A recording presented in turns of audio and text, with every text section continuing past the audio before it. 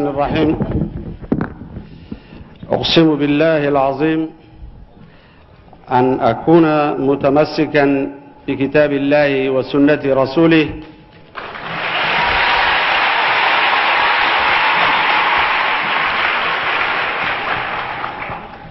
وأن أحافظ مخلصا على النظام الجمهوري وأن أحترم الدستور والقانون وأن أرعى مصالح الشعب وحرياته رعاية كاملة وأن أحافظ على وحدة الوطن واستقلاله وسلامة أراضيه.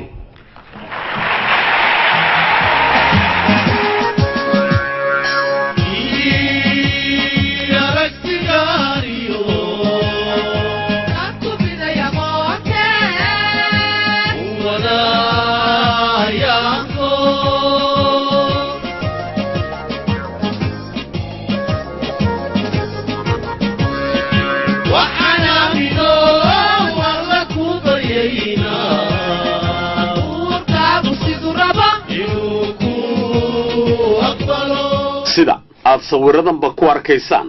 waxaa soo gaadhay guriga madaxtooyada madaxweynaha la doortay mudane Ismaaciil Cumar Geele isaga oo ay galbinayaan ciidamada ilaalada jamhuuriga kadib kolkii ay dhamaatay xafladii caleemasaarka oo ka qabsantay guriga ummadda. kolkii uu halkaasi soo gaadhay waxaa ku soo dhaweeyay taliyaha gaashaandhigga isaga oo salaan ka qaatay cutubyada kala duwan ee ciidamada sida booliska, gendarmeriga iyo militeerka.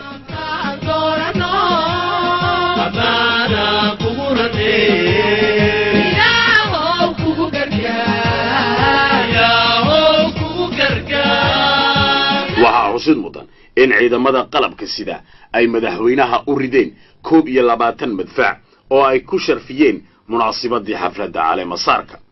waxaana halkaasi laga tumay astaanta muusiga dalka.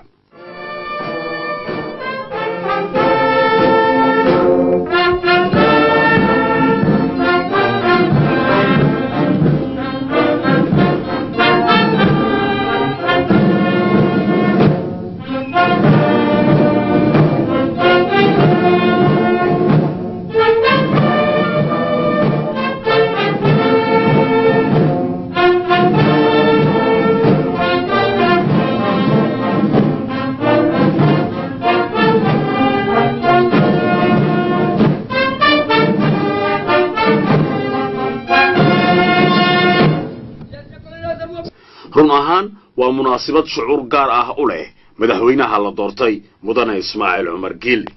iyada oo qodobka 24aad ee xeerka u yaala dalku dhigayo in qofka raba in madaxweyne uu noqdo ahaado shakhsi reer Jabuuti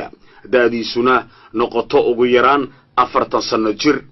madaxweyne Ismaaciil Cumar Geele ayaana buuxiyay shuruudahaasi oo dhan isaga oo la doortay 9kii bishii Abriil 1999 oo ay dadku kalsoonidooda siiyeen 470 kana guuleystay musharaxii la loolamayay ee mucaaradka mudane Muuse Axmed Idriis.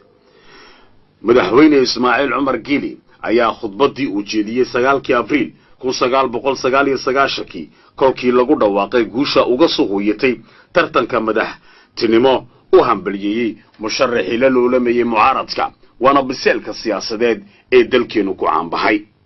madaxweynaha la doortay ayaa imika u socda gudaha hore ee madaxtooyada halkaas oo ku sugan yahay madaxweynaha ay hawshu ka dhamaatay Allah u naxariistay Alxaaji Xasan Guuleed Abtidoon oo taariikh weyn ku leh siyaasadda dalkeena isaga oo galay sanadadii 40aadkii kadib rugaas ama tabiruush ayaa loo dhigay madaxweyne Ismaaciil Cumar Geele.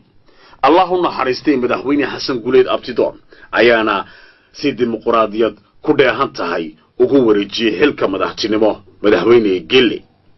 kolkaas kadib waxaa hoggaanka dalka si rasmi ah ula wareegay madaxweyne Ismaaciil Cumar Geele. sida aad sawiradaba ku arkaysaanba run ahaan waa waqti kala wareeg ah oo taariikhi ah sida aad arkaysaanna waa sabootintii u dambeysay ee madaxweyne Xasan Guuleed Abtidoon oo dalka soo hogaaminayay muddo 22 sano ah waana maalintiisii u dambeysay ee hawsha shaqadiisa iyo muddadii u deganaa guriga madaxtooyada waxaana soo horkacay madaxweynaha hawsha la wareegay iyo gebi ahaanba xubnaha xukuumadda iyo xubnaha golaha baarlamaanka iyo qaybaha bulshada rayidka iyo military iyo diiniba sawirkan ayaa ah mid cajiib ah waana madaxweynaha ay hawshu ka dhamaatay allah u naxariistay guleed oo kalgacayl awgeed u dhukanaya calanka dalka ugu dambayn way isgacan qaadeen labada madaxweyne ee hawsha la kala wareegay